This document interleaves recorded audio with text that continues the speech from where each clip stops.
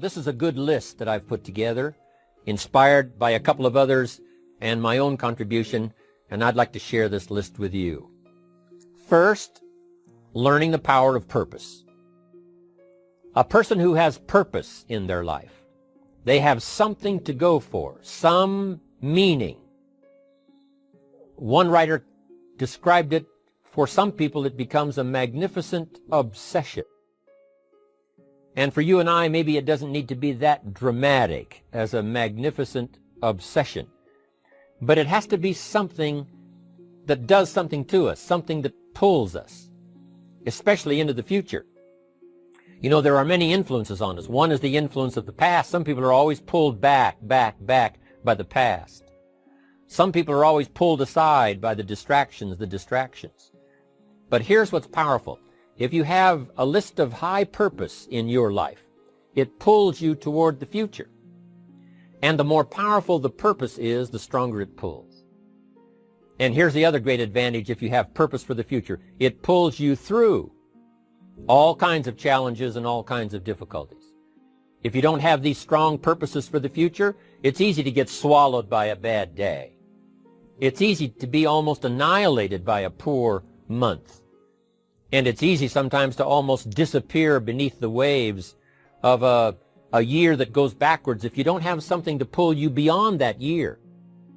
So if you want something to pull you through all kinds of challenges, all kinds of difficulties and things that come at you, you got to have something on out there, beyond today, beyond next week, beyond next month, beyond this year, that pulls you into the future.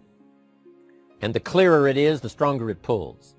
The more dynamic it is, the more it affects your life, your spirit, your heart, your soul. It also creates imagination.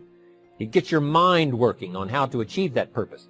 And if your mind will work, and if your heart works, and if your spirit works, and if you have good input, like good ideas, I'm telling you, there isn't anything you can't accomplish. So that's one of the great powers that'll make a variable of you, and that is purpose. Here's the next one, self-confidence. Where does self-confidence come from? And this is the best advice I can give you on that.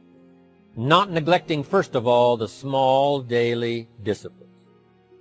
Self-confidence really comes from feeling good about yourself.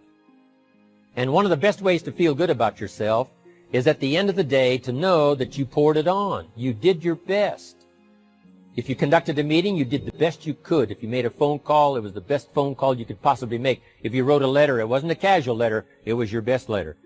At the end of those kind of days, when you feel good about yourself, self-confidence starts to rise. You know that if you can have this kind of a good day, you can have another one the next day, and those days become the weeks become the months, and the month becomes a powerful year. Self-confidence comes from the lack of neglect. If you will not neglect to do the small daily disciplines, that's where self-confidence comes from. Part of good health is self-confidence. I know I'm going to be healthy. I take the Herbalife products. I eat the apple a day. I walk around the block. I do the jogging on the beach. At the end of the day, when you've really poured it on and you've done all the stuff, self-confidence grows. That self-confidence affects your health. It affects your future. It affects your psyche. So this is true. One of the great powers is self-confidence. Self-confidence means willingness to do whatever it takes to achieve. Some people say, well, I'll do it for a little while and see what happens. You know, I'll try a couple of things. If that doesn't work, I'm out of here. And all of us know that that kind of person doesn't have much of a future. But if you're willing to do whatever it takes, if I have to learn a couple of things, I will learn those things. If I got to learn 5 or 6 things, I'll learn all 6. If I have to take an extra class, I'll take an extra class. If I've got to read the books, I'll read the books. If I have to consult with people who know more than I know, I will do the necessary consulting. Whatever it takes, I will do. That starts to develop unbelievable self-confidence. Self-confidence also comes from the ability to rise above your circumstances. To rise above what happens, the petty little things, the discouraging things that would sink everyone else's ship except yours, that would cause someone else to quit early in the day, but you keep going. That kind of willingness to overcome all circumstances, whether it's the little challenges or the big challenges, if you're willing to do that, I promise you, this kind of power will work for you, and in you, the variable, it'll make a difference. The third on the list I had was enthusiasm. And here's what I wrote about enthusiasm. Enthusiasm that's powerful is mostly enthusiasm that is enthusiasm inside, 90%, 10% outside. We all know what the enthusiasm is like when somebody lets us see their enthusiasm, which is like the 90%, and only 10% of it is inside. But the enthusiasm that really affects people is not just being loud, but the enthusiasm that runs deep, the enthusiasm that comes from deep inside, created by self-confidence, created by purpose, created by genuine willingness to help other people.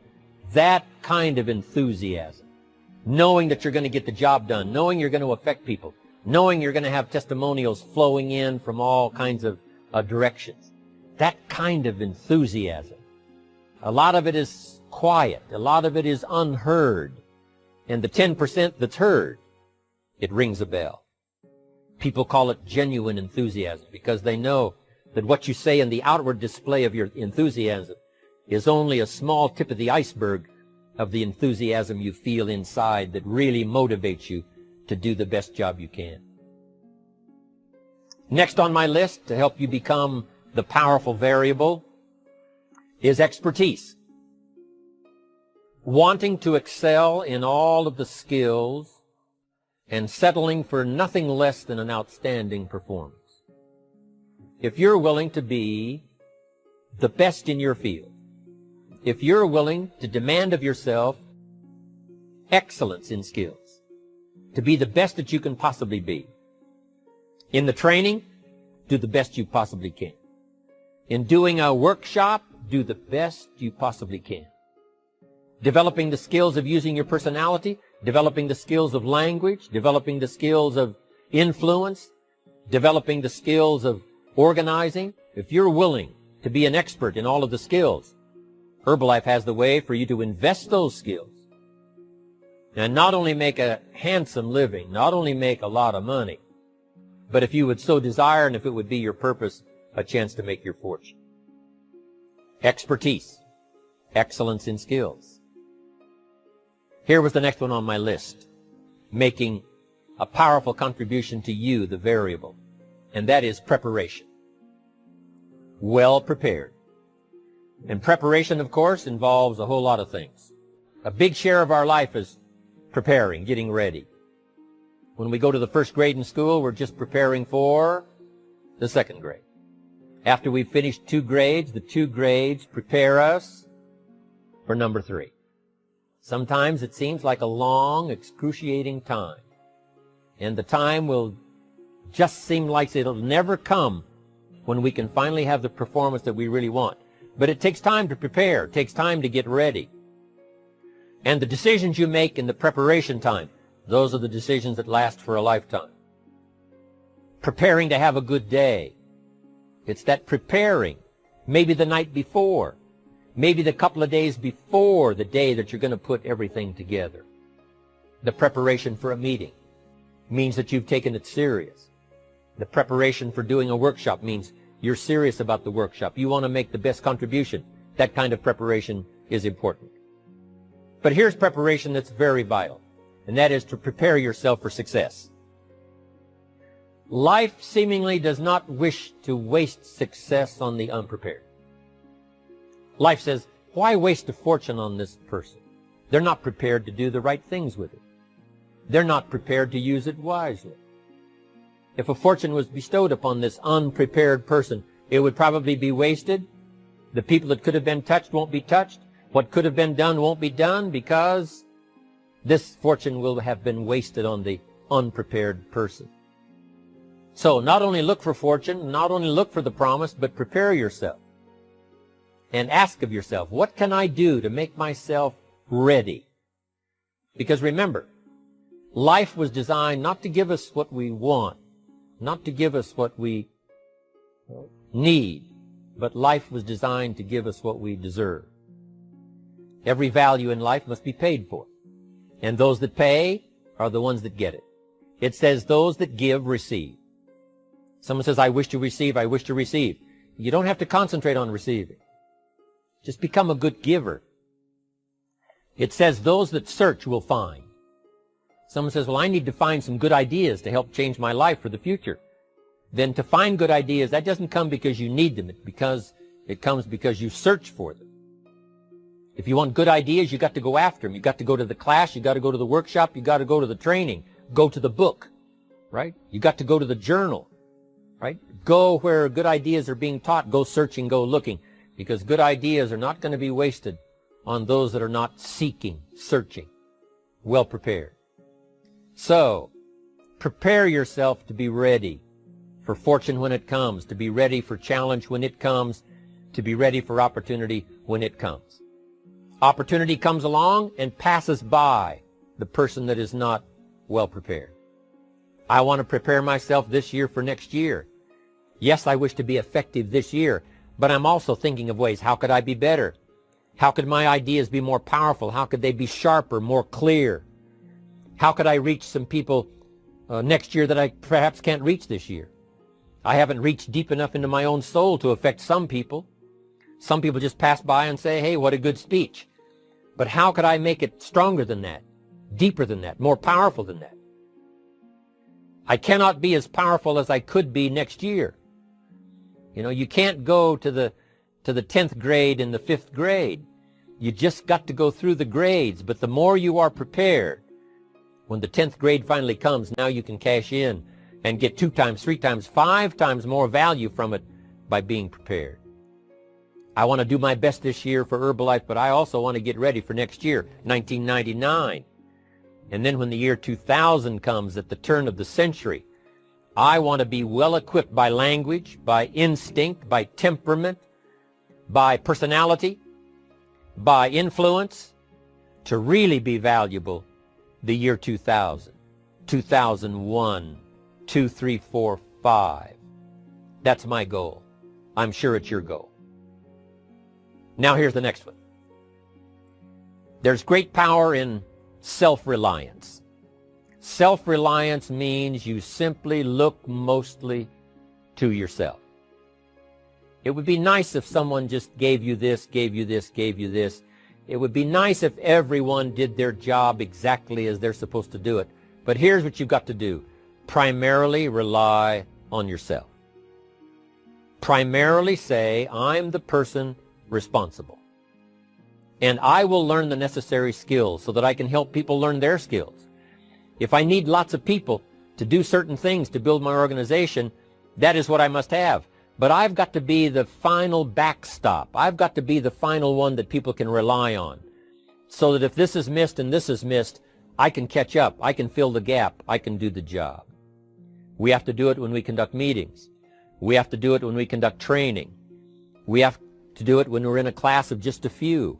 What someone might have missed, we're there to fill in. Self-reliance. Primarily, we're learning to count on yourself. So that you can do this. Never complain and never explain. Here's the next key power, and that's image. There's many parts to image. The image that others see you as. The image you have with other people. And it's very important how other people see you. If they don't see you as a leader, chances are they won't pay attention. If they don't see you as being in control, chances are they won't have the trust. If they don't see you as knowing where you're going, what you want to accomplish, they probably won't follow.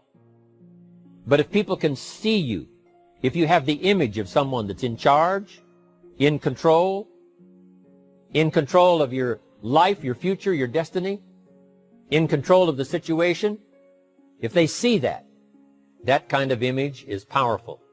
It helps to win the day. It attracts other people. People want to be around people that are in control, that are powerful, but they know how to use their power. Influential, but they know how to use their influence. That kind of image is important. But here's a very important image, and that is your image of your self. The way you dress, the way you talk, the way you think, your capacity for learning, all of that is an important image that you have of yourself. The image that you have that if it needs to be learned, you could learn it. If there's a book that needs to be mastered, you could master it.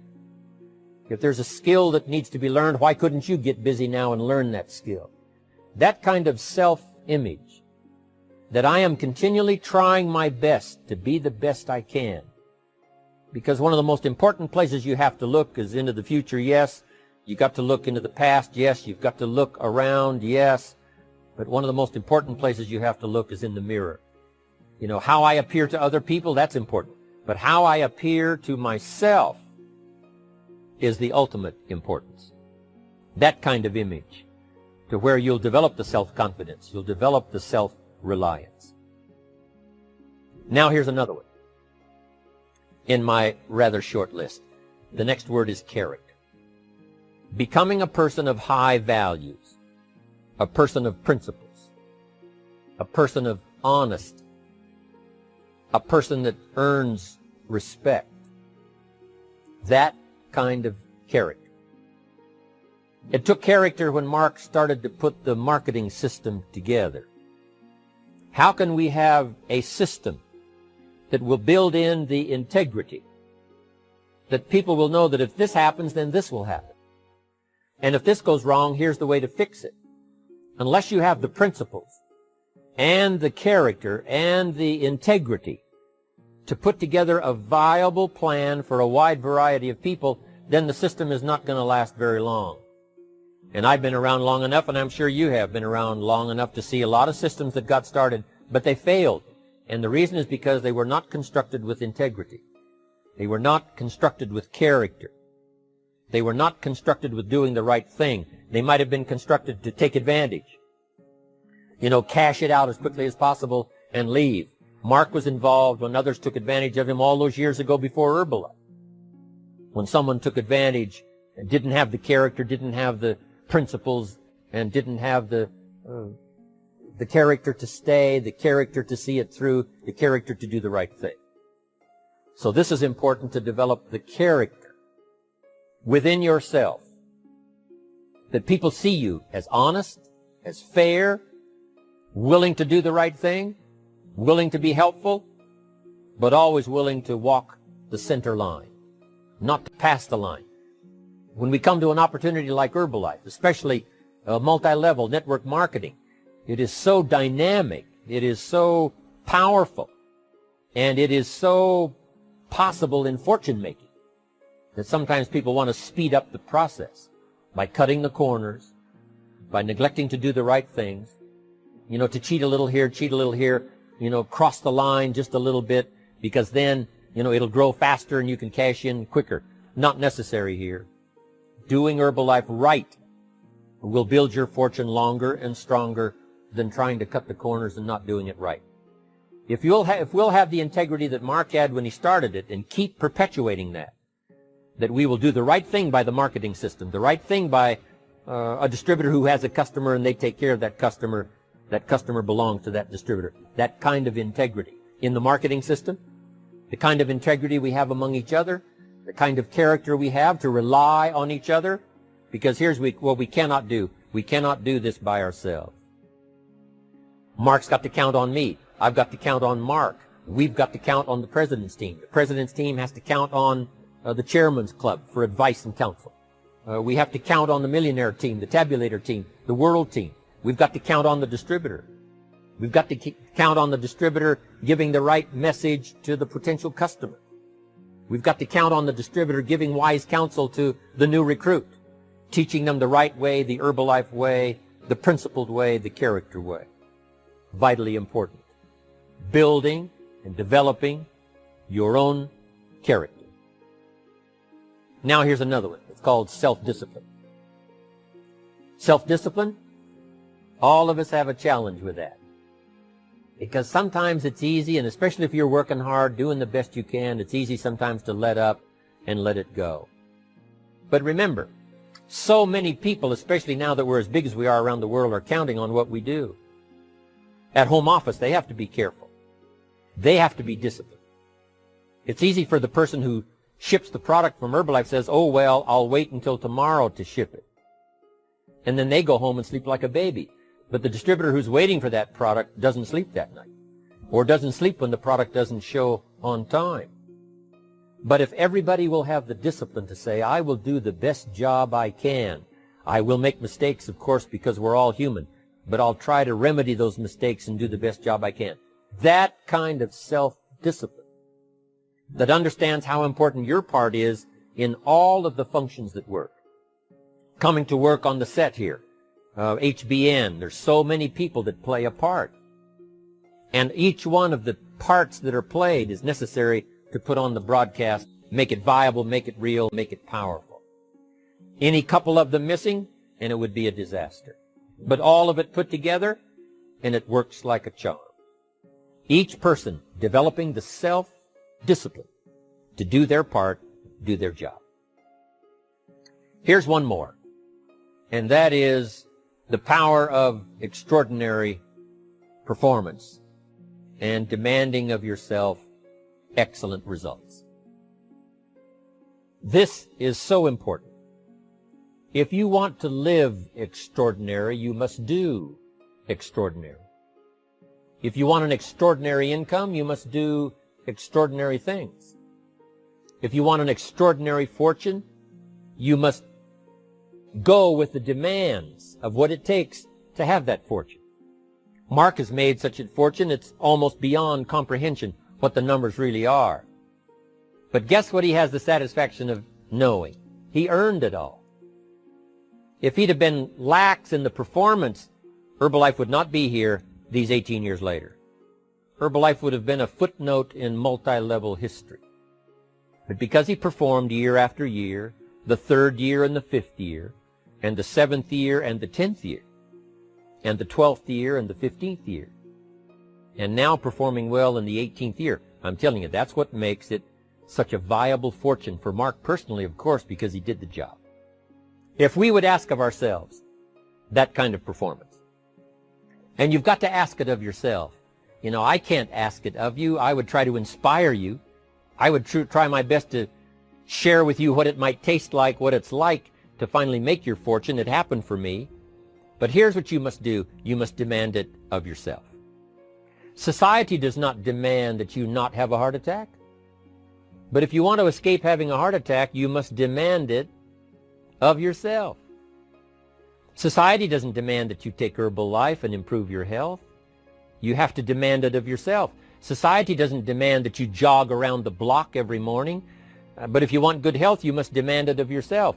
Society doesn't demand that you read a couple of books a week and improve your intelligence and your knowledge. That you must demand of yourself. Society does not demand that you build a financial wall around your family nothing can get through. That's not a demand of society. But you must demand it, if you wish it, you must demand it of yourself. Society doesn't demand that you learn a list of 10 skills.